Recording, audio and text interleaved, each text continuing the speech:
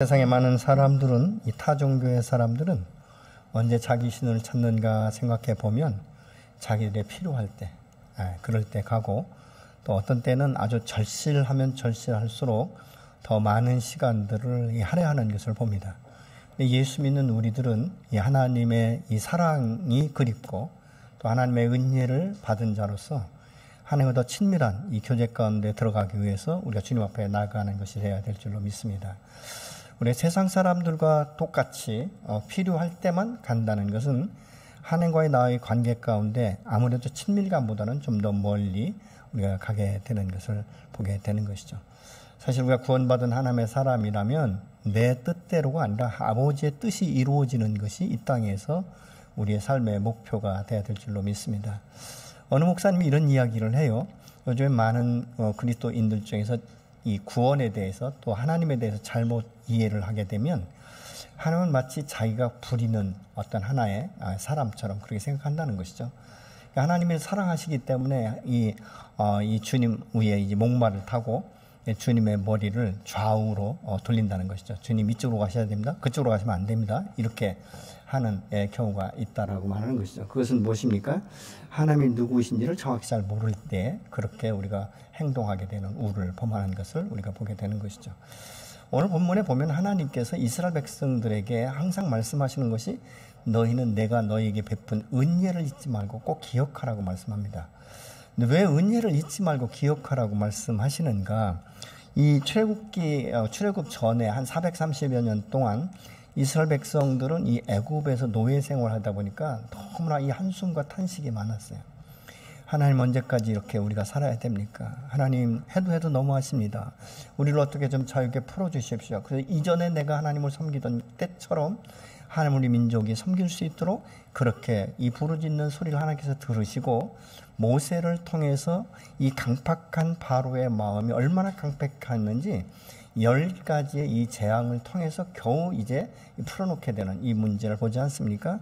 그러면서도 이 이스라엘 백성들을 출애굽시킨 후에 이 바로 그것을 끊지 못하고 다시 뒤쫓아올 때 정말 인간으로서 상상할 수 없는 이 기적, 홍해를 이 육지같이 건너는 이런 기적을 보지 않았습니까? 그럼에도 불구하고 하나님께서 이스라엘 백성들을 인도하셔서 약속의 땅에 들어가기 위해서 12명의 정탐꾼을 보냈는데 사신 하나님이 전능하신 하나님이 어떤 분이신지를 잠시 잊어버리면서 그 순간에 현재의 이 환경 이것을 보면서 야 이곳은 우리가 들어오면 도저히 승산이 없다. 왜냐하면 이들은 기굴이 장대하고 정말 네피림과 같아서 내가 서보니까 마치 메뚜기 같더라. 그래서 우리는 이곳에 들어가면 바로 죽게 될 것이다. 이런 이 불신 때문에 하나님의 말씀을 우리가 이 순종하지 못하고 그 은혜를 잃어버리면 하나님의 권능을 그들이 망각했기 때문에 사실은 이 광야에서 40여 년을 살지 않습니까? 근데 사실 이 광야라는 것은 오늘 본문에서 보면 굉장히 건조한 땅이고 삭막한 땅이고 불뱀이 있었고 그러면서 여러 가지 이 어려운 이 상황 가운데 놓였다는 것이죠. 그럼에도 불구하고 여호와 하나님께서는 이스라엘 백성들을 내서 방치시키는 것이 아니라 그들에게 만나를 먹여주시고 또 이 옷이 헤어지지 않고 신발이 헤어지지 않도록 보존하셨다라고 말씀하고 있죠.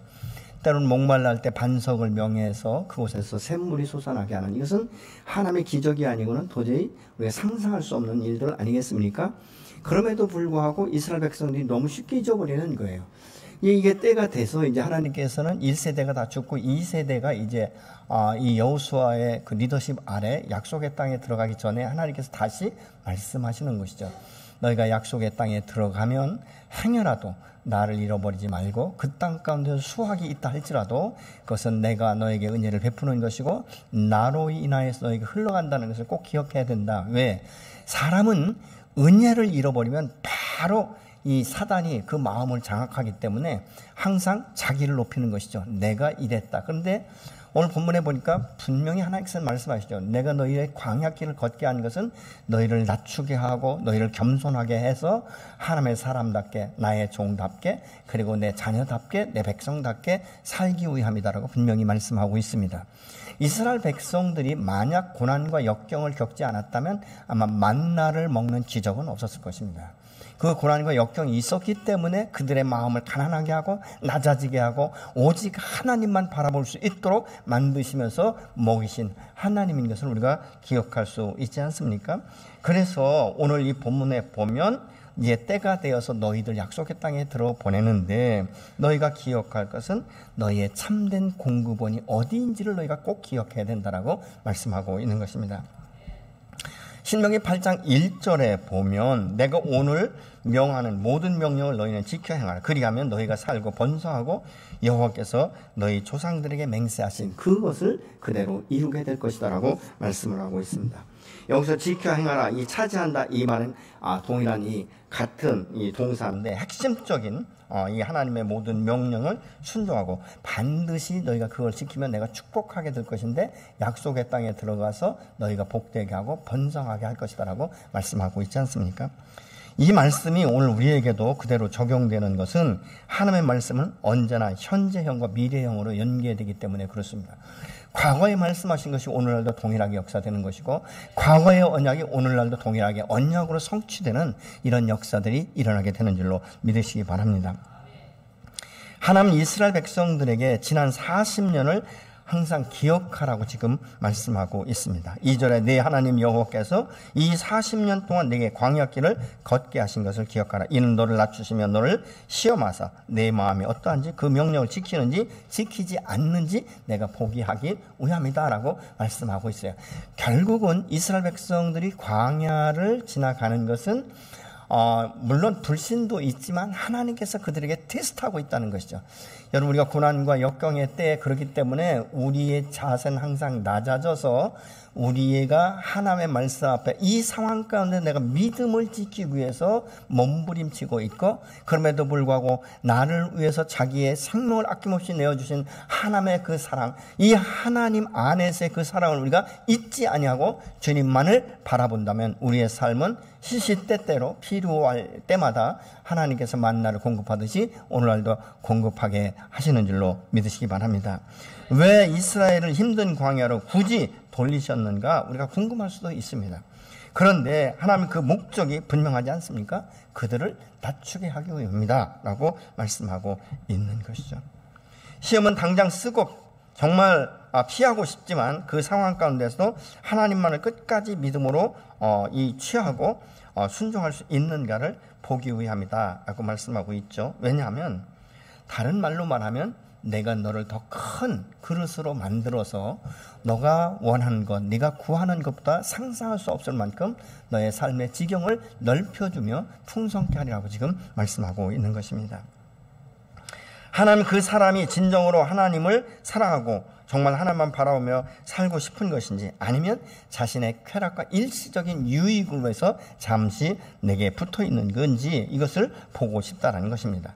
많은 사람들이 예수를 믿고 따르다가 떠나는 것은 무엇입니까? 자신의 생각과 목적에 걸맞지 않을 때, 자기의 기대감이 상실되었을 때에 대부분이 떠나는 것을 우리가 봅니다. 우리가 예수님의 그 12제자 중에 가룟 유다는 사실 돈 맡은 사람이거든요. 여러분, 오늘날도 이 회계 담당은 아무나 시키지 않습니다. 그래도 나름대로 똘방하고 정확하게 계산할 수 있는 사람들을 우리가 회계 담당으로 시키지 않습니까? 그럼에도 불구하고 이 가룟 유다는 그 주님과 함께 동행하면서 하나님의 어떤 분인지 그리고 하나님의 사랑이 무엇인지 이 주님이 이 땅 가운데 오신 목적이 무엇인지 이것을 배워야 되는데 자기 안에 있는 이 탐욕, 이 탐심, 이 물질에 대한 이 만몬의 영에 대한 이 문제가 해결되지 않으니까 결국은 자기의 스승이면서 구원자이신 예수를 은30에 팔고 자기도 비참하게 죽어버리는 결과를 낳는 것을 우리가 보게 됩니다. 3절에 보니까 그들을 낮추시며 줄이게 하시며 그 조상들도 경험하지 못했던 만나와 메추라기를 공급하셨다라고 지금 말씀하고 있습니다. 여러분, 이 이스라엘 백성들이 이 광야의 삶을 살지 않았다면 만나의 기적은 경험할 수 없었을 것이에요. 여러분, 이 만나의 기적은 무엇입니까? 하늘에서 떨어지는 것 아니겠습니까? 내가 일하고 노동해서 얻은 수확이 아니라는 것이죠. 그렇기 때문에 지금 이스라엘 백성들은 상상할 수 없는 기적을 지금 경험하면서 40년간 살았다는 것입니다.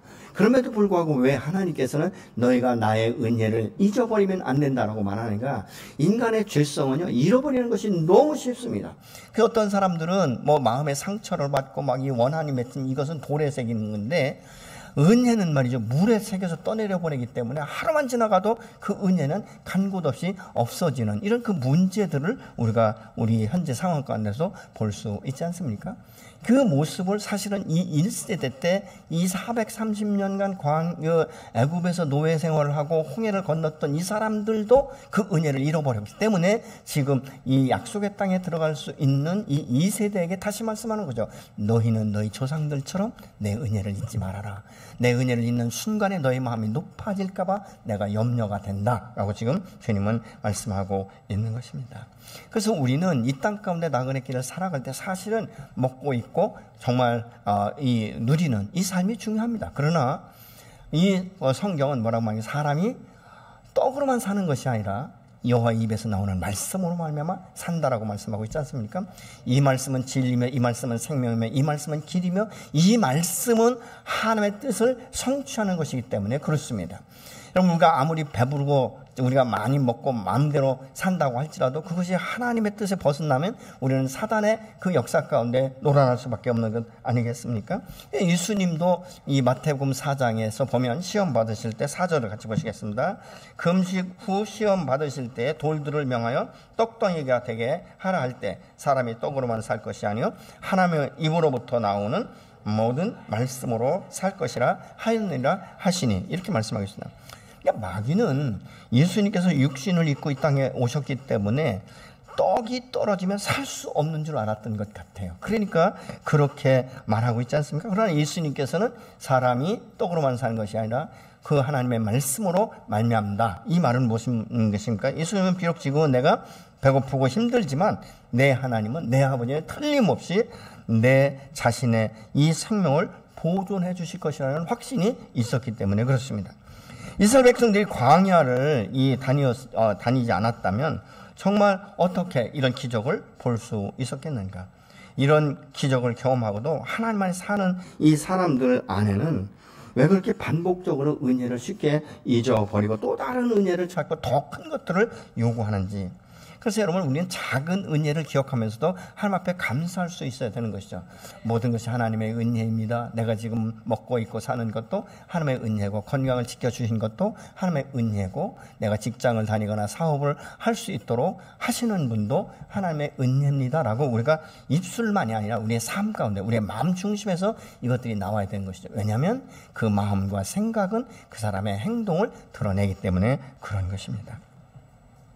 12절로 14절에 보면 내가 먹고 배부르고 아름다운 집을 짓고 거주하게 되며 소와 양이 번성하고 은금이 증식되고 소유가 다 풍부하게 될 때에 마음이 교만하여서 내 하나님 여호와를 잊어버릴까 봐 라고 말씀하고 있습니다. 여러분, 이게 아주 굉장히 현실적인 이야기 아니겠습니까? 우리가 좋은 집에서 살고 하는 일마다 사업이 번창하고 성공적이고 그렇게 하다 보면 너무 바쁜 거예요. 바쁘다 보니까 하나님을 잊어버리면서 항상 하는 이야기가, 나는 돈을 이렇게 투자했고 이렇게 번식해서 오늘날 내가 이렇게 부유하게 됐다. 그래서 어떤 분들은 앉으면 그냥 앉아서 그 이야기를 수도 없이 합니다. 내가 오늘날 이렇게 좋은 차 타고 다니고 좋은 집에 살 수 있고 그래서 이만큼 누리고 살 수 있는 것은 내가 그 투자의 아주 귀재처럼 그렇게 하기 때문에. 근데 여러분, 한번 돌려서 생각해 보면 그 투자할 수 있는 지혜를 누가 주셨습니까? 여러분, 그것이 어디서부터 나온 것입니까? 내 속으로부터 나온 것입니까? 여호와께로부터 온 것 아니겠습니까? 그렇기 때문에 하나님 오늘 또 나를 인도하시고 나를 축복의 현장 가운데 넣으셨고, 넣고 빼는 것을 정확한 그 때와 시기를 맞추게 하신 분이 바로 여호와 하나님이라는 것을 우리가 공급한다는 것은 무엇입니까? 나의 삶의 공급원은 세상도 아니요 나도 아니요 바로 하나님이라는 것을 지금 기억하라고 지금 말씀하고 있는 것입니다. 그래서 이 여호와 하나님께서 너희 조상들을 출애굽해서 인도하시고 때를 따라 공급하신 하나님을 기억하라 라고 지금 말씀하고 있습니다. 17절로 18절을 같이 보시겠습니다. 그러나 내가 마음에 이르기를 내 능력과 내 손의 힘으로 내가 이 재물을 얻었다 할 것이라. 내 하나님 여호와를 기억하라. 그가 내게 재물을 얻을 능력을 주셨음이라. 이같이 하심은 내 조상들에게 맹세하신 언약을 오늘과 같이 이루려 하심이니라. 정확하게 우리의 마음을 꿰뚫듯이 지금 말씀하고 있지 않습니까? 이 말씀하신 하나님은 오늘도 저와 여러분의 마음을 감찰하고 계시고 우리의 마음 중심을 보시는 줄로 믿습니다. 오늘 본문은 약속의 땅에 들어갈 이스라엘 백성들에게 은혜를 기억하면서 잊지 말라고 반복적으로 지금 말씀하고 있는 것입니다. 만에 하나라도 너에게 잃어버리는 순간에 너의 마음은 너희도 모른 채 높아져서 교만해가지고 내가 오늘날 이렇게 된 것은 나의 노력과 나의 힘과 나의 어떤 부의 어떤 축복의 그런 이것이 있기 때문이다. 이렇게 우리가 생각하기 쉽다는 것입니다. 그러나 너의 힘과 내 손의 힘과 능력을 얻었다 할 것이기 때문에 항상 내게 재물을 얻을 능력을 주신 하나님이 나의 공급의 원천이라는 것을 잊지 말라고 말씀합니다. 라이언 킹에 보면 이렇게 말합니다. 사자가 그 아버지를 막 부를 때 이렇게 말해요. 너는 지금 너를 잊어버린 것이 아니라 나를 잃어버린 것이다 라고 말씀합니다. 우리가 하나님을 잃어버리면 나의 근본과 정체성을 상실하기 때문에 마치 내가 이 땅 가운데 스스로 출생해서 스스로 부모의 도움도 없이 내가 이만큼 잘나고 잘 먹는 줄로 착각하는 경우가 얼마나 많은지 모릅니다. 그래서 오늘날 이 젊은이들이 말이죠, 그 부모의 은혜를 잃어버리면 뭐라 합니까? 당신들이 나한테 해준 게 뭐가 있는데, 다른 부모들은 뭐 집도 사주고 뭐 차도 사주고 하는데 당신은 나 겨우 학교 가르친 것밖에 없잖아. 이렇게 나오는 웃지 못할 일들이 무엇입니까? 부모의 은혜를 잃어버렸기 때문에 그렇게 나오는 것 아니겠습니까? 항상 내게 재물을 얻을 능력을 공급하시는 분이 누구신가를 우리가 다시 한번 기억해야 되는 것이죠. 근데 우리 하나님께서는 우리에게 공급하실 때 겨우 어떻게 그냥 어떻게 보면 아주 연약하게 겨우 먹고 살게 이렇게 하시는 분이 아니라 넉넉하게 차고 넘치도록 채우신다라고 말씀하고 있습니다. 고린도후서 9장 8절을 보시겠습니다. 하나님의 능히 모든 은혜를 너희에게 넘치게 하시나니 이는 너희로 모든 일에 항상 모든 것이 넉넉하여 모든 착한 일을 넘치게 하려 하심이라. 뭐라고요? 넘치도록 하신다는 거예요.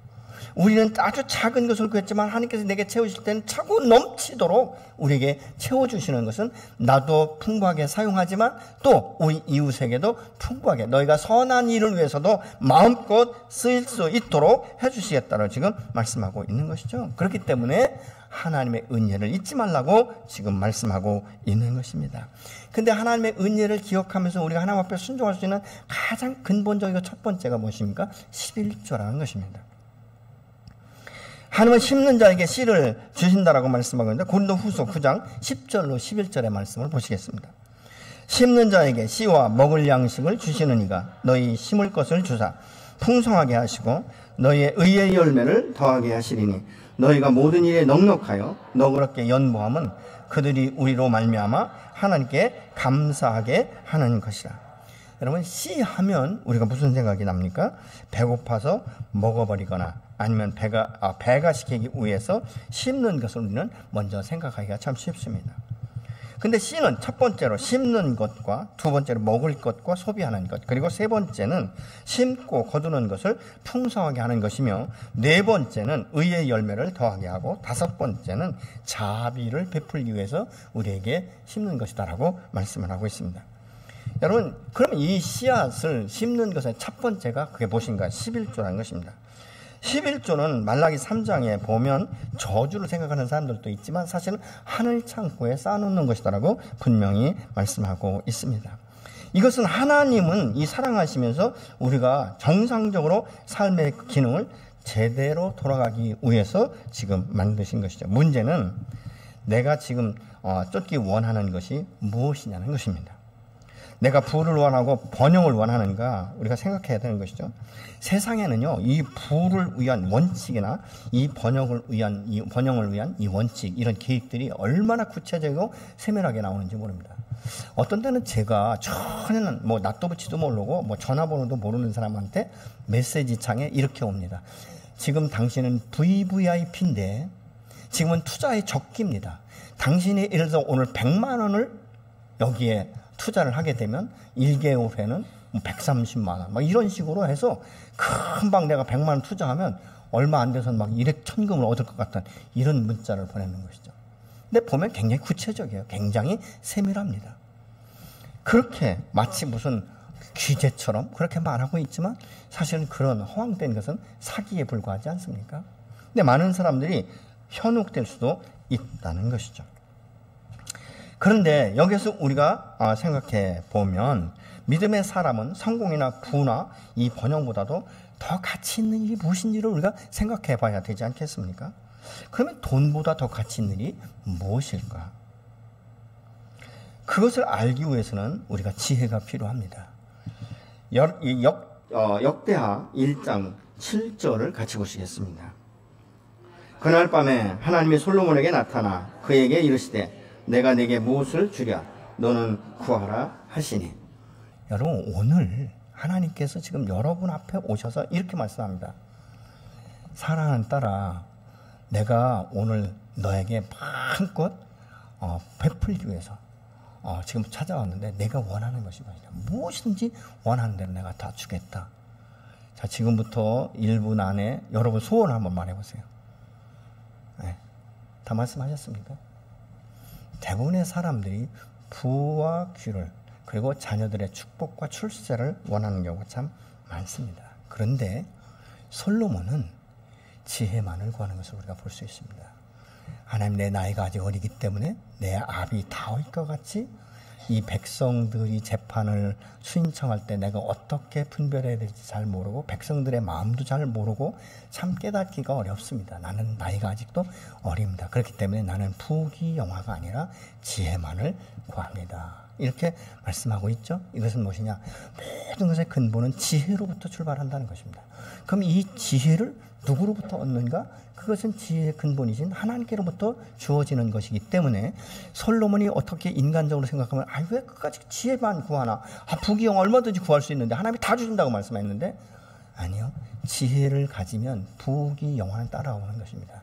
그렇기 때문에 여호와께서 그의 축복을 주시지 않습니까? 그래서 이 말은 또 이렇게 바꿔서 말할 수 있습니다. 하나님, 나는 다른 것보다도 하나님을 알고 하나님의 뜻에 따라서 언약의 말씀 앞에 순종하는 이 분별력이 필요한데 그게 바로 지혜입니다. 그래서 이 지혜는 하나님과의 관계, 이것을 지금 얻기 위해서 그렇게 말하고 있는 것이죠. 왜냐하면 하나님은 무한한 공급원이시기 때문에 하나님의 사람을 통해서 하나님 나라를 위해서 자원을 이 땅에 하나님을 공급하기를 원하시는 거예요. 그러니까 우리는 하나님의 사람은 다른 것이 아니라 하나님께서 우리에게 부어주시는 이 자원을 이 땅 가운데 흘려보내는 하나의 통로가 되기 시작한다, 그 말입니다. 이것을 완수하기 위해서는 하나님의 무한한 자원을 연결하는 이 의미를 가지기 때문에 위에서 들어간 자원이 밑으로 그대로 흘러 빠져야 되지 않겠습니까? 그런데 때로는 통로가 막혀서 온전히 전달하지 못하는 경우가 있다는 것입니다. 그 원인이 무엇인가? 만몬의 이 영이 만들어낸 이 두려움 때문인데 이게 물 갈 때 배질해야 된다고 지금 내가 돈 벌 수 있을 때 모아야 된다는 이 사고방식을 사람들에게 은연중에 불어넣는다는 것이죠. 그래서 이 하나님께서 주시는 이 모든 무한한 자원을 밑으로 빼내야 되는데 자기가 그것에서 계속적으로 탈출을 하는 것이죠. 자기 것으로 만들어 보내는 것이죠. 그러니까 어느 순간에 자기도 모르게 마치 동맥경화증에 걸리듯이 이 통로가 막히기 시작하고 좁아지기 시작한다는 것이죠. 하나님은 마음껏 쏟아부어주기를 원하는데 내가 지금 여기에서 막힌 돌처럼 그렇게 되어버리니까 이 땅 가운데서 하나님의 영광을 완전히 드러내지 못하고 어떻게 풍성하고 삶의 지경을 넓히지도 못하고 나도 제대로 사용도 못하는 이런 이 결과를 가져올 수 있다는 것이죠. 그래서 이 하나님께서는 이 모습을 보실 때 충성된 청직이라고 볼 수 없는 것 아니겠습니까? 여러분, 관리는 맡겨진 것을 최선을 다해서 관리할 때 그래서 작은 일에 충성하면 더 큰 일을 맡기신다라고 말씀하고 있지 않습니까? 여러분, 하나님은 절대 우리에게 축복을 주실 때 처음부터 왕창 주시지 않는다는 거예요. 조금씩 테스트한다는 것이죠. 이 일을 얘가 잘 했으니까 착하고 충성된 종이니까 조금 더 그러다가 나중에 하나님께서는 우리가 상상할 수 없는 축복의 통로로 저와 여러분을 세우시고 도구로 쓰시는 줄로 믿으시기 바랍니다. 근데 이것을 이 원리를 가장 잘 체크할 수 있는 것이 무엇인가? 그것이 바로 11조라는 것입니다. 11조는 우리가 잘못 생각하면 내가 가진 것 중에서 10분의 1을 내는 것처럼 이해할 수가 있습니다. 그래서 자신이 정기적으로 11조 하기 때문에 매우 나는 선하고 정말 나는 하나님 앞에 온전한 11조를 드린다는 이 생각을 할 수 있지만 성경에서는 그렇게 말하지 않습니다. 11조는 원리다. 가장 기본적인 것이면서 내 것이라고 말씀하고 있어요. 레위기 27장 30절을 보시겠습니다. 그리고 그 땅의 10분의 1, 곧 그 땅의 곡식이나 나무의 열매는 그 10분의 1은 여호와의 것이니 여호와의 성물이라. 11조는 뭐라고요? 여호와의 것이라는 거예요. 네 것이 아니라는 것입니다. 나는 하나님의 것을 하나님 앞에 순종해서 드리는 것 뿐이라고 지금 말씀하고 있습니다. 여러분, 예를 들어서 우리가 집을 살 때 은행에 중도금을 넣기 위해서 은행에 돈을 예치를 했어요. 그래서 그 날짜가 되어서 이제 은행에 가서 이 돈을 이렇게 지금 매도인에게 이 돈을 주십시오. 그렇게 얘기했는데 은행원이 자기가 알았다고 해놓고 7, 80%만 지급을 하는 거예요. 그러면 이 은행원은 올바른 청직입니까? 아니지 않습니까? 여러분, 오늘날 이 뉴스를 보세요. 이 사람들이 맡긴 그 돈들을 은행원들이 빼가지고 다른 곳에 투자를 했다가 완전히 폭망하게 되고 뭐 이런 일들이 수도 없이 지금 일어나고 있지 않습니까? 그것은 무엇입니까? 선한 관리인이 아니라는 것이죠. 청지기는 관리인을 의미하고 있는 거예요. 내가 얼만큼 올바른 관리인인가. 그러니까 이것은 정상적이지 않다는 것입니다. 왜 그렇습니까? 남의 돈을 부당하게 사용되어서 자기가 그것으로 부를 축적하기 위한 이런 것 아니겠습니까? 여러분, 11조는 하나님의 축복받고 환심을 사기 위해서 내 돈을 드리는 것이 아니라는 거예요. 하나님의 이 재정을 관리하기 위해서 스스로 자격을 갖추는 하나의 자격시험과 같다는 것입니다. 11조는 여호와의 것이니 여호와의 성물이라 이렇게 말하고 있지 않습니까? 성물이라는 원어상의 의미는 분리되다, 거룩하다, 신성하다 이런 의미를 가지고 있습니다. 이게 거룩하다 이 말은 헌신되었다는 뜻도 같이 내포되어 있습니다. 다시 말하면 이 거룩이라는 것은 도덕적으로나 윤리적으로 정결하고 흠집이 없는 것이 아니라 하나님 앞에 헌신되었느냐 아니냐를 지금 구분하고 있는 것입니다. 예를 들어 저희 교회에 일반 전화선이 2개가 들어와 있습니다. 하나는 음성통화할 수 있는 것이고 하나는 팩스입니다. 근데 여러분이 팩스용은 딱 전화를 걸면 바로 팩스로 넘어가기 때문에 음성통화를 할 수가 없는 것입니다. 이것은 무엇인가? 팩스를 위해서만 헌신된 전화기가 되는 것이죠. 이것이 바로 거룩함인 것입니다. 이것이 바로 분리됐다는 의미를 가지고 있는 것이죠. 이 거룩함은 그래서 헌신된 것인데 헌신에 있어서는 사단 앞에 헌신하는 경우도 있다는 것입니다. 그것은 이 카도샤라는 말인데 다곤 신전에서 사제들이 있었는데 그들은 그곳에서 헌신을 하고 나서 끝나고 나면 바로 밑에 와서 창녀로서 자기 몸을 파는 아주 이 거룩하지 못한 곳에 들여졌는데 이것은 무엇입니까? 바로 어둠에게 헌신된 것이라고 지금 말씀하고 있는 것이죠. 거룩한 것, 그래서 이건 도덕이나 윤리가 아니라 그것은 구별된 것이다 이렇게 지금 말씀하고 있습니다. 그래 거룩은 무엇인가? 대상이 없는 의미는 지닐 수 없는 것이죠. 그래서 이 거룩의 반대는 평범한 것입니다. 예를 든다면 이 구약에서 이 여리고성을 처음 점령할 때 여호와 하나님께서 이 여리고성의 모든 것은 하나님께서 분리시키셨죠. 모든 것이 내 것이다라고 말씀합니다. 그래서 너희는 이것에 아무것도 손대지 말라고 말씀하고 있죠. 이것은 무엇입니까? 하나님께서 거룩한 것에 대해서 지금 말씀하신 것이죠.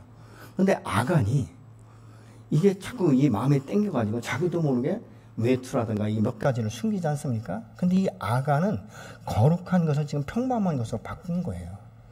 그래서 자기와 함께 자기 가족이 죽었고 이 이스라엘 공동체에 막강한 영향력을 주어서 아주 작은 아이성에서 전폐하게 된 이런 모습을 우리가 성경을 통해서 볼 수 있지 않습니까? 신약에서는 아나니와 삽비라죠. 아나니 삽비라는 자기 땅이 있을 때 많은 사람들이 초대교회이기 때문에 그 땅을 들여서 같이 공유하는 이런 시대였습니다. 그래서 사람의 이름이 굉장히 높아지고 하다 보니까 자기들이 땅을 소유하고 있을 때 그건 평범한 것이었는데 여호와께 드립니다. 이것은 헌신이죠. 이건 거룩한 것으로 바꾼 것이죠. 평범한 것을 거룩한 것으로 바꿨는데 이 땅을 팔고 보니까 자기가 생각한 것보다 돈 액수가 너무 많은 거예요. 아, 이거 다 바치지 않아도 되겠다. 그래서 그 중에 일부를 뺍니다. 그때 베드로가 뭐라고 말합니까? 너는 나를 속인 것이 아니라 성령을 속였다라고 말하고 있죠. 그게 죽지 않습니까? 이것은 무엇인가요? 평범한 것을 거룩한 것으로 바꿨는데 거룩한 것을 평범한 것으로 만들으니까 죽어버린 거예요. 우리가 이 부분들을 우리가 볼 때 그러면 하나의 것은 하나의 것이라는 거죠. 여러분 예를 들면 이런 것입니다. 우리가 어떤 그 가게에 가서 물건을 사면 바코드를 딱 찍습니다. 바코드를 찍을 때 동시에 따라오는 것이 무엇이죠? 바로 10%의 부가세를 냅니다. 근데 이 부가세라는 것은 사실은 그 가게의 업주 것도 아니고 정부로 들어가 버리지 않습니까? 세금인 것이죠. 이 세금이 정부에 들어가서 사실은 이 국가를 운영하는 이런 것이 되지 않습니까? 그러니까 이 11조라는 것은 여호와의 것이다, 성물이다, 구별된 것이다라고 말씀하고 있죠. 그렇기 때문에 여기에 손을 대면 안 되는 것입니다. 그러면 이것이 교회에 드려질 때 그럼 교회에서는 어떻게 하는가? 교회 운영을 할 수 있지 않습니까? 예를 들면 냉난방비라든가 차량 운행이라든가 여러 가지 또 교회 나름대로 사례비라든가 이런 것에 쓰이게 되어 있는 것이죠.